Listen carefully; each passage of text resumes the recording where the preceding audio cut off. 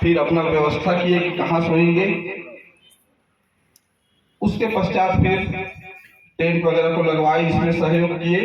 फिर तत्काल फिर साफ सफाई में लग गया प्रांगण का।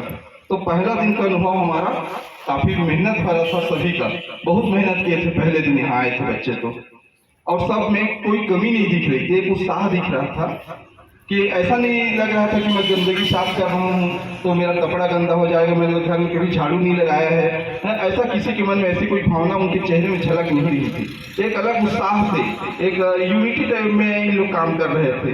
तो वहीं से मेरे को लगने लगा कि हमारे बच्चे एकदम जोश खरोश से इस एनएसएस में भाग लिए हैं और उसका परिणाम दिख रहा है इस शिविर में।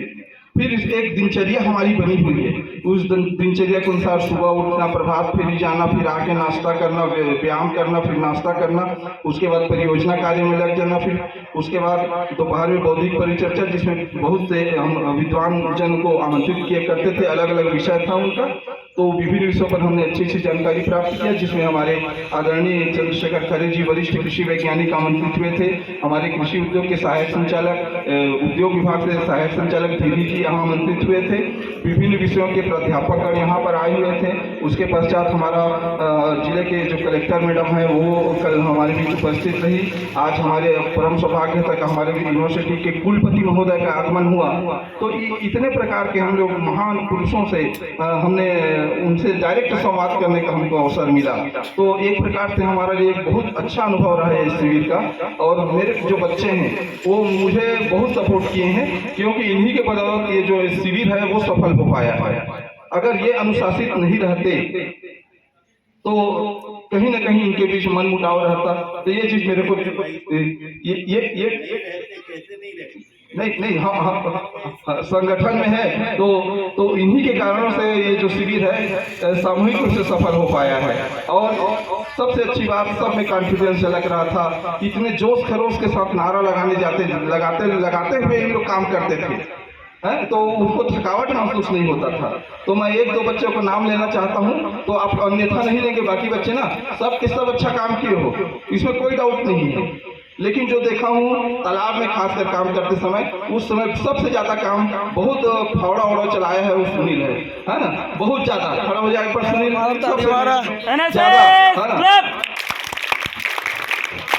और बाकी सब इनका सपोर्ट किए हैं। ऐसा नहीं है ना कि वो अकेला किया है, लेकिन वो नीचे घुस कर टांगी वांगी काट कर पूरा कचरा को निकाला है। और सब लोग इन लोग एक एक सर्कल बना के, एक रस्सी बना के खींचते थे एक दूसरे को।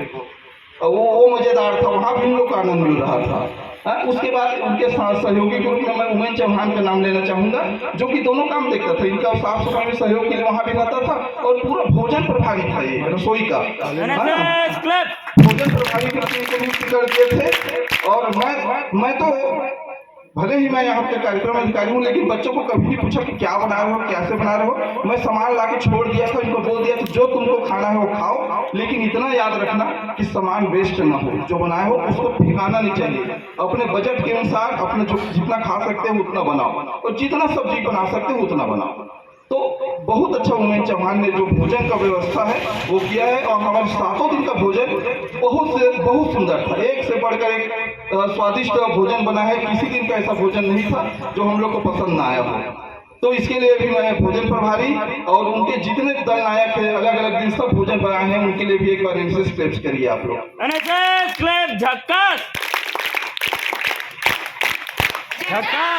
कुल मिलाकर यदि मैं कहूँ तो पूरा जो एनएसएस का जो हमारा टीम है, उन्होंने पूरी क्षमता के साथ, पूरी यूनिटी के साथ कार्य किया है, तब यह कार्यक्रम हमारा आज सफल हुआ है। इसके लिए पूरे दल को मैं सादर धन्यवाद देता हूं। और सबसे बड़ा धन्यवाद मैं इस मंच के माध्यम से आदरणीय हमारे प्राचार्य महोदय जो हमारे इस कार्यक्रम के संरक्षक भी हैं, उनके मार्गदर्शन में ही यह कार्यक्रम सफल हो पाया है।